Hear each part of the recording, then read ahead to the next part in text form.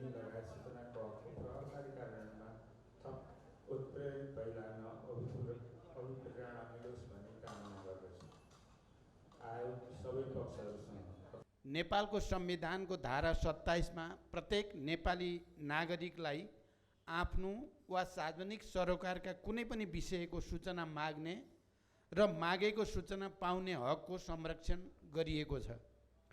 त्यस्तै सूचनाको हक सम्बन्धी ऐन 2064 मा सार्वजनिक निकायमा रहेका सार्वजनिक महत्त्वको सूचनामा नागरिकको पहुँच स्थापित गरिएको छ। संयुक्त राष्ट्रसङ्घले घोषणा गरेको दिगो विकास लक्ष्यको सूचकाङ्क मध्ये 16.10.2 मा समेत सूचनाको हक सम्बन्धी सूचकाङ्क समेटिएको पनि छ। नागरिकको महत्त्वपूर्ण अधिकारको रूपमा सूचनाको अधिकारलाई ग्यारेन्टी गर्ने सूचनाको हक सम्बन्धी कानुन नेपालमा लागू भएको 16 वर्ष पुरा भई 17औं वर्षमा प्रवेश गरेको छ। म सबभन्दा पहिला त राष्ट्रिय सूचना दिवसको यस अवसरमा सबैलाई हार्दिक बधाई भन्न चाहन्छु।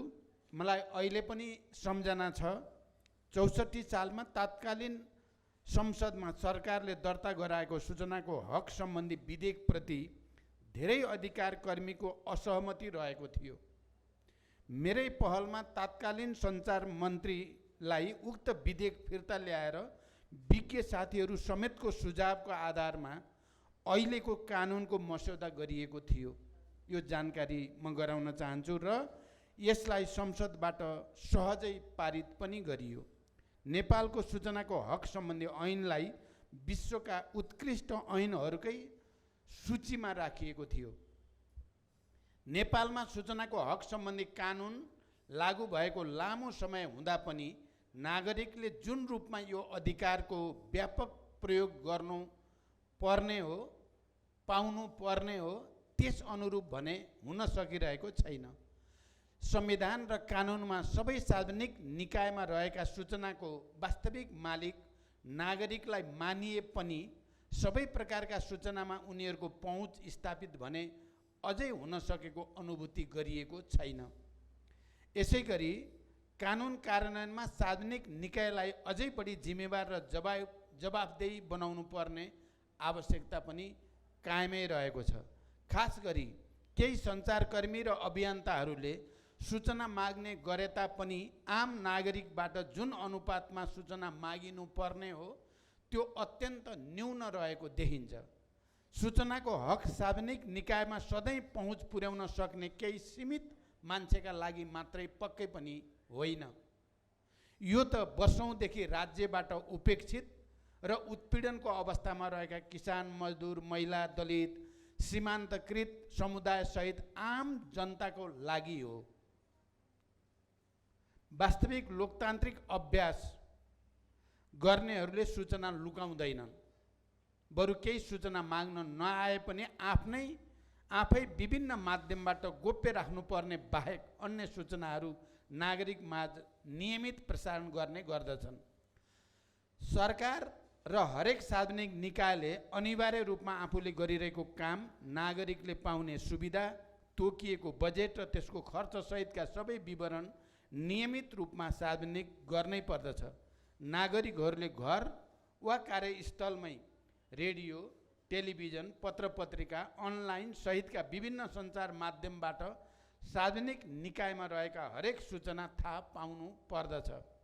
सूचनाको हकको प्रभावकारी कार्यान्वयनले सरकारका काम कारबाहीलाई लोकतान्त्रिक पद्धति अनुरूप खुला र पारदर्शी बनाई शासकीय संयन्त्रलाई आम नागरिकप्रति उत्तरदायी, जवाफदेही र जिम्मेवार बनाउँछ।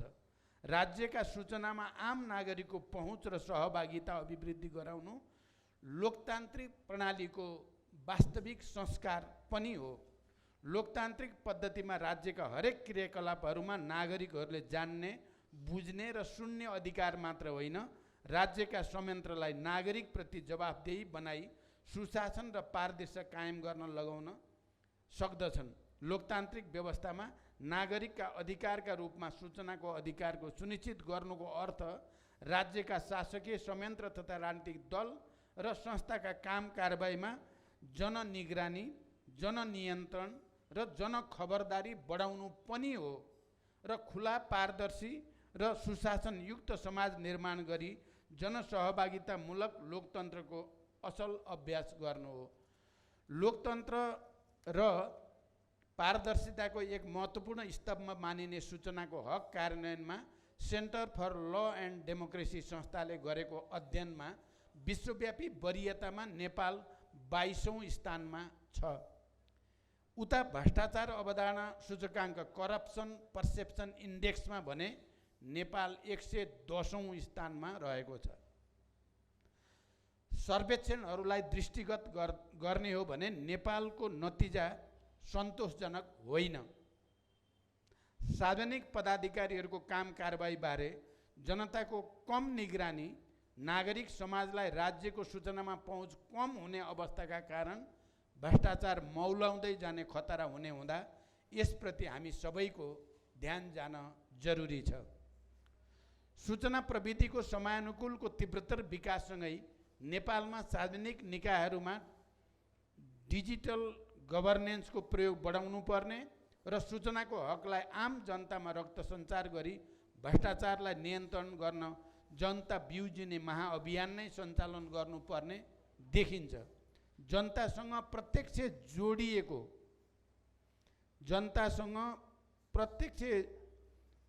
जोडिएको स्थितिले मात्रै अवस्थामा सुधार ल्याउन सक्दछ। यति बेला सरकार देशको समृद्धि र सामाजिक न्यायको पक्षमा दृढतापूर्वक अघि बढिरहेको छ। देशमा सुशासन कायम नहुँदासम्म समृद्धि र सामाजिक न्याय सम्भव छैन। अत भ्रष्टाचार जस्तो अपराधलाई उखेलेर फाली सुशासन कायम गर्ने सरकारको लक्ष्य हो। यसमा सबैको साथ र सहयोगको अपेक्षा गरिएको छ। हिजो भ्रष्टाचारले आक्रान्त भएका शासकीय क्षमता कमजोर भएका देशहरूले समेत आफूलाई सुधार गर्दै आर्थिक समृद्धितर्फ फड्को मार्दै गर्दा हामीले आफ्नो अवस्थाबारे गम्भीर रूपले सोच्न पर्ने भएको छ। हिजो राजनीतिक अस्थिरतालाई दुहाई दिँदै विकास समृद्धि सम्भव भएन भन्ने गरिन्थ्यो, तर अब कुनै पनि बहानाबाजी चल्ने स्थिति छैन। सामाजिक न्याय र समृद्धिको सोचलाई वास्तविकतामा रूपान्तरण गर्ने बेला भइ नै सकेको छ। अब हामीलाई रुमल लिने, एकअर्कालाई दोषारोपण गर्दै सराप गर्ने वा समस्याका चाङ खडा हुँदा पनि त्यसको समाधान नगरेर अवरोध गरिरहने छुट पनि अब हामीलाई छैन। मैले भन्ने गरेको छु, अब हामी सबै मिलेर यो राष्ट्र बनाऊँ, जनताको हितका बारेमा सोचौँ। राष्ट्रिय समृद्धिका लागि सरकार, सबै राजनीतिक दल, निजी क्षेत्र, नागरिक समाज सहित सबै सार्वजनिक निकाय गोलबन्द एकताबद्ध हुन म यस अवसरमा विशेष आह्वान पनि गर्न चाहन्छु। हामीले सङ्घीय लोकतान्त्रिक गणतन्त्र ल्यायौँ, यो सामान्य दबावले आएको कुरा पक्कै पनि होइन। यसका लागि युद्ध र आन्दोलनहरू भए, लाखौँले सङ्घर्ष गरे, हजारौँले बलिदान दिए। यो हाम्रो गर्वको इतिहास हो। तर देशको रूपान्तरणको विषय यहाँसम्म सीमित गर्दा मात्र पुग्दैन। हामी समाजवाद उन्मुख दिशामा छौँ। हामी व्यवस्था परिवर्तनका संवाहक बने पनि जनताको यथार्थ अवस्थामा परिवर्तन नल्याउँदासम्म सामाजिक न्याय र समृद्धि पनि प्राप्त हुँदैन। दूर दराजका किसान र श्रमिकले महसुस गर्ने गरी हाम्रा प्रशासनिक संयन्त्रहरूलाई जनता सँगसँगै हिँडाउने सहभागितामूलक सेवामुखी संरचना रूपान्तरण गर्न जरुरी छ। अनि मात्र राज्यमा असल लोकतन्त्रको अभ्याससँगै सुशासन र पारदर्शिता कायम गर्न सकिन्छ। वास्तवमा राज्यका सार्वजनिक निकायबाट भए गरेका काम कारबाहीका सूचना माग गर्नै नपर्ने अवस्थाको सृजना गर्दा यसबाट सरकार र जनता बीचको विश्वासको वातावरण पैदा हुन्छ भन्ने कुरा सत्य हो। वर्तमान सरकार सुशासन प्रवर्ध गर्न सूचनाको हकको कार्यान्वयनको लागि प्रतिबद्ध सैद्धान्तिक रूपले रहेकै छ। सरकार मातहतका सबै निकायलाई खुलापनमा आधारित प्रशासनिक संस्कार र पारदर्शिताको माध्यमबाट जनतालाई आफ्ना काम कारबाहीबारे बोध गराउने विषयमा प्रयत्नशील रहने प्रतिबद्धता पनि म यस अवसरमा व्यक्त गर्न चाहन्छु। म प्रधानमन्त्री भए लगत्तै त्यस अघिको सूचनाको वर्गीकरण सम्बन्धी प्रस्तावमा यहाँहरूको गुनासो रहेपछि त्यसलाई स्थगित गरी सूचनाको हक सम्बन्धी कानुनलाई कमजोर नहुने गरी वर्गीकरण गर्न निर्देशन दिएको यहाँहरू सबैलाई अवगत नै छ। यसै वर्षदेखि कक्षा 8 को पाठ्यक्रममा पनि सूचनाको हक सम्बन्धी विषय समावेश गरिएको छ। यसका अलावा सरकारले सूचनाको हकको कार्यान्वयनको लागि विभिन्न संरचनागत संयन्त्र र कानुनहरू निर्माण गर्ने तय गरेको छ। सूचनाको हकलाई कार्यान्वयन गराउने महत्त्वपूर्ण संयन्त्र सूचना आयोगलाई अझै बलियो र सशक्त बनाउनु पर्ने महसुस गरी मेरै पहलमा हालै सरकारी भवनको व्यवस्था गरिएको छ। आयोगलाई अझ सशक्त बनाउन यसको संरचनात्मक सुधार आवश्यक छ भन्ने महसुस मलाई भएको छ। यसका लागि आयोगलाई सरकारका तर्फबाट अन्य आवश्यक सहयोग साधन स्रोतको सहयोग समेत यसमा पर्दछ दिलाउन पनि म प्रतिबद्धता व्यक्त गर्दछु। राज्य संयन्त्रका सूचना विवरण तथ्य र तथ्याङ्क सङ्कलन र अद्यावधिक गर्ने कार्यलाई समय सापेक्ष प्रविधि मैत्री बनाउन पनि त्यत्तिकै आवश्यक छ।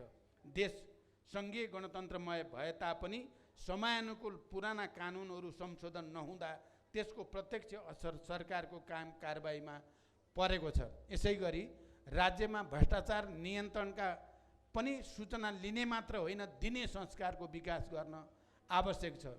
सार्वजनिक निकायमा घुस, ढिलासुस्ती, गलत निर्णय, अपारदर्शी व्यवहार जस्ता विषयमा सूचना दिन उत्प्रेरित गर्न सूचनाको साक्षी संरक्षण सम्बन्धी कानुनी व्यवस्था गर्न पनि जरुरी भइसकेको छ। त्यस्तै विश्वमा भ्रष्टाचार नियन्त्रणको क्षेत्रमा प्रयोग भएको नयाँ प्रविधिमा आधारित ब्लकचेन टेक्नोलोजीको पनि हामीले अध्ययन गर्न आवश्यक छ।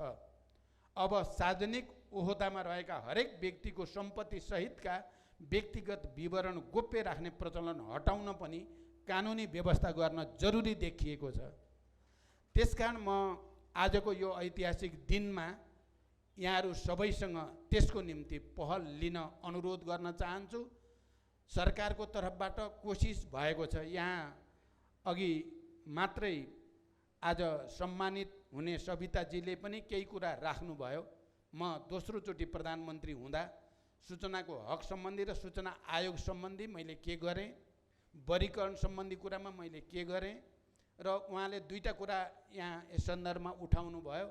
एउटा लाल आयोगको प्रतिवेदन सम्बन्धी कुरा या अर्को सचिव चाहिँ पनि झिकेको कुरा। म पहिलो कुरा त म त्यस खालका प्रतिवेदन सार्वजनिक हुनुपर्छ भन्ने पक्षमा सुरुदेखि नै छु र यो मेरो पालामा अदालत गएको होइन, यो पनि जानकारी भइराखोस्। अब के गर्ने भन्ने कुरा तपाईँहरूको सुझावलाई म ध्यान दिन्छु, यो कुरा पनि प्रष्ट होस्। सचिव झिकिएको पनि मेरो पालामा होइन, यो कुरा पनि क्लियर होस्। कता कता मैले नै यसो गरेछ क्यारे भने जस्तो सन्देश जाला कि भन्ने डर भयो मलाई। मैले त्यसो गरेको छैन। बरु अहिले तपाईँहरूले यो कुरा उठाएपछि मेरो ध्यान आकर्षण भएको छ। म यी विषयहरूमा सकारात्मक ढङ्गले नै हेर्छु। भन्न त मानिसहरूले धेरै किसिमका कुरा गर्छन्, तर लोकतन्त्रप्रति, पारदर्शिताप्रति, सुशासन र सामाजिक न्यायप्रति हाम्रो प्रतिबद्धता, मेरो नेतृत्वको सरकारको यो तेस्रो कार्यकालको प्रतिबद्धता अलिक गहिरो छ। म सैद्धान्तिक, व्यवहारिक र भावनात्मक रूपले पनि मैले यो राष्ट्रको लागि राम्रो बाहेक अरू गर्ने मलाई छुट छैन भन्ने मेरो गहिरो विश्वास छ। सार्वजनिक महत्त्वको सूचनामा नागरिकको सहज पहुँच पुर्याउन, नागरिकको सूचनाको हकको सम्मान गर्न, कानुनले निर्दिष्ट गरेकै अवधिभित्र सूचना मागकर्ता नागरिकहरूलाई सूचना दिन, सूचना माग र प्रवाहको अलग्गै अभिलेख राख्न, सूचनाको वर्गीकरण गर्न, सूचनादाताको संरक्षण गर्न, सूचना प्रवाहकै माध्यमद्वारा आम जनतामा सुशासनको अनुभूति दिलाउन सरकार प्रतिबद्ध छ र राष्ट्रिय सूचना दिवसको यस अवसरमा म सरकारी कार्यालय, राजनीतिक दल, गैर सरकारी संस्था, निजी क्षेत्र र कानुनद्वारा स्थापित सबै निकायले सूचनाको हक सम्बन्धी कानुनले निर्दिष्ट गरेको दायित्वलाई पालना गर्न अनुरोध गर्दै बिदा हुन्छु। धन्यवाद। अभिवादन।